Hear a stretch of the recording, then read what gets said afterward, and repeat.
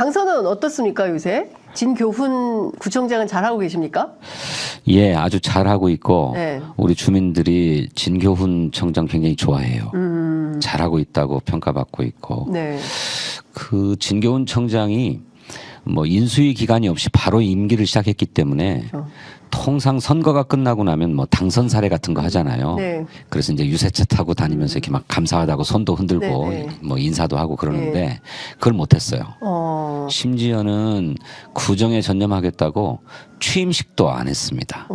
이제 저희 같이 이제 국회의원들은 300명 중에 한 사람이니까 네. 뭐 당선되고 임기를 시작해도 뭐 취임식 같은 거 따로 없이 국회에서 그냥 선서하는 네. 걸로 넘어가는데 기관장들은 안 그렇잖아요. 그렇죠. 다 이제 취임식을 하게 되는데 이분은 취임식도 반납하고 구정 현안들 해결하는데 이제 전념했거든요. 네. 그러다 보니까 선거 때 많이 지지해 주신 국민들한테 인사할 기회가 없었다고 생각하고 강서구 내에 크고 작은 행사 모임에 다 참석하면서 시간 날 때마다 인사를 드려요. 예. 근데 이런 모습이 우리 주민들 보기에는 좋잖아요. 네. 구청장을 가깝게 이렇게 만나게 되는 계기가 되니까. 그러니까 일도 열심히 하고 또 틈나는 시간을 이용해서 주민들을 자주 만나니까 네. 굉장히 잘 뽑았다. 막 이렇게 얘기를 해서 선거 때는 진성준과 동성동본 진교훈 좀 도와주세요. 뭐 이렇게 제가 선거운동을 했는데 네. 이제는 진교훈 청장과 동성동본 진성준 좀 도와주세요.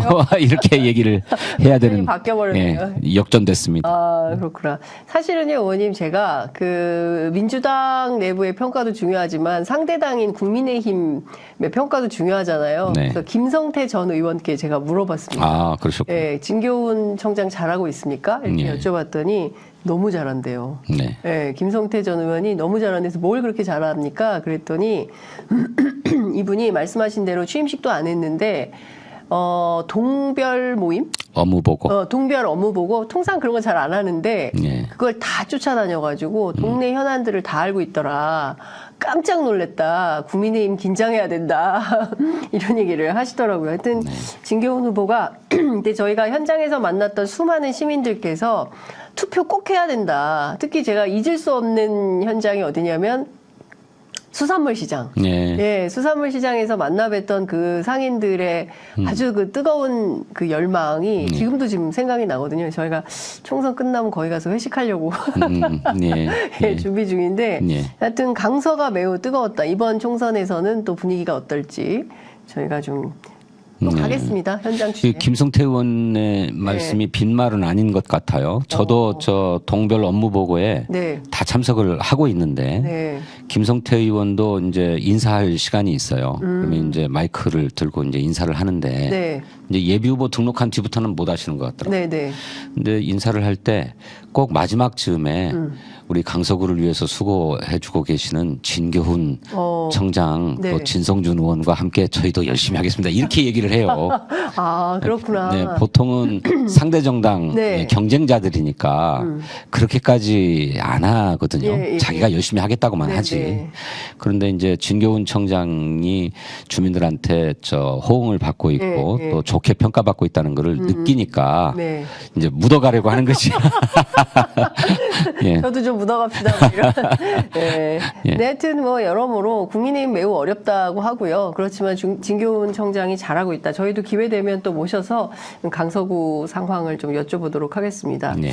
오늘 오전 11시 이재명 대표가 드디어 기자회견을 했습니다. 원래 그 정치문법상 대통령이 먼저 신년 기자회견을 하고 그리고 나서 야당 대표가 기자회견을 하는 게 상례인데 그렇습니다. 대통령이 오늘 며칠이에요? 1월 30일이 되도록 신년회견을 못 잡고 있고 안 하려고 하니까 네. 이재명 대표가 먼저 나선 것 같습니다. 오늘 회견 어떻게 보셨습니까? 아, 저는 지금 우리나라가 안고 있는 여러 가지 문제들을 네. 잘 짚었다고 생각해요. 그리고 그것에 대처하기 위한 민주당 이재명식 해법도 적절하게 잘 내놓았다. 네. 그리고 그 해법이라고 하는 것이 그냥 추상적이고 실현 가능성이 모호한 이런 것이 아니라 매우 구체적이어서 전 좋았다고 생각합니다. 특별히 네 가지 위기가 심화되고 있다고 지적을 했죠. 네. 민생 경제 위기, 네. 이건 따로 말하지 않아도 여러 가지 경제 지표나 우리 국민의 삶이 직접 느끼고 있는 거니까요. 이 민생 경제를 살리려면 재생 에너지를 중심으로 한 경제 개발, 그다음에 AI를 중심으로 한 R&D 투자를 네. 강화해야 된다. 네. 그래야 대한민국의 미래 성장 동력을 창출할 수 있고 그것을 통해서 민생도 회복할 수 있다라고 하는 처방이니까 매우 지당하고 오히려 이전 정부에서부터 그런 방향으로 가고 있는데 그걸 되돌리려고 하는 게 윤석열 정부이기 때문에 네. 매우 적절한 처방이라고 생각하고요. 또 두 번째로 전쟁의 위기도 좀 심화되고 있다. 매우 심각합니다. 예, 뭐 윤석열 대통령도 뭐 통합 방위 회의를 주재하고 예. 뭐 전군 지휘관 회의를 주재하면서 우리 안보 상황이 위태롭다 이런 얘기를 했다고 그러는데 그런 상황에 가지 않도록 네. 남북의 긴장과 갈등이 뭐 대립으로 또 충돌로 비화되지 않도록 안전하게 관리해야 될 책임이 정부 여당에 있는 거잖아. 그렇습니다. 그런데 말폭탄을 막 서로 주고받으면서 군사적 긴장을 오히려 높이고 있어요. 높이고 있고 격발시키고 있잖아요. 예. 그래서 미국의 한반도 전문가들이 핵전쟁의 위험성까지도 거론하는 그런 상황 네. 아닙니까? 예. 그래서 정말 국민들이 불안해요. 얼마 전에는 연평도 주민들이 제발 9.19 군사합의 복원하고 네. 남북 간의 관계를 개선해 달라 불안해서 못 살겠다라고 기자회견까지 하지 않았습니까? 근데 이 문제도 다른 많은 일들이 있겠지만 우선 남북 간의 핫라인부터 만들자. 네. 이거 아주 현실적이고 긴급한 제기거든요. 예. 적어도 우발적 상황에서 그런 게 아니다라고 오해가 없도록 예. 또 확전을 방지할 수 있는 긴급한 소통 라인은 하나쯤은 가지고 있어야 될 거 아니에요. 예. 이게 다 끊겨버렸거든요. 그러니까요. 그러니까 이것부터 복원하자라고 아주 현실적이고 구체적인 처방이다. 저는 예. 그렇게 생각합니다. 예. 근데 세 번째로 저출생. 네. 이건 뭐 어제 오늘의 일은 아니지만 뭐 20년 동안 수백조 원의 예산을 썼어도 전혀 개선될 기미가 없고 이대로 가다가는 대한민국 망한다라고 하는 얘기가 외국의 전문가들 사이에서 나오고 있지 않습니까? 이거 뭔가 발상의 전환이 필요한데 그 가운데 출생 기본소득이라고 하는 처방을 제시한 것 네. 이것이 저는 이재명 다음을 회복해가 는 한 신호탄 같아요. 네. 이재명 대표의 대표적인 정책 브랜드라고 하면 기본소득을 중심으로 한 기본사회론이거든요. 네. 그런데 아쉽게도 지난 대통령 선거에서 이 기본소득론이 전면화되지 못했어요. 그러니까요. 갑자기 기본소득 대신에 소확행이 확 등장을 해가지고 네. 좀 놀랐긴 했습니다. 예, 그렇죠. 저도. 예. 그래서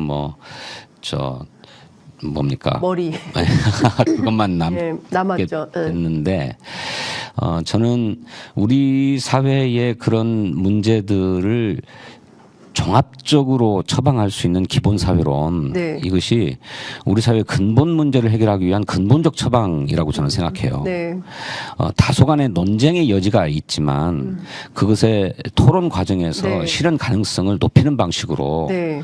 접근하면은 얼마든지 할 수 있는 문제라고 생각하고 그런 가운데 가장 시급하게 이미 아동수당의 형태로 보육 문제에 대한 국가의 네. 책임이 예. 시행되고 있기 때문에 예. 그걸 출생 기본소득으로 발전시켜서 적어도 대학 교육까지는 국가가 책임지자. 네.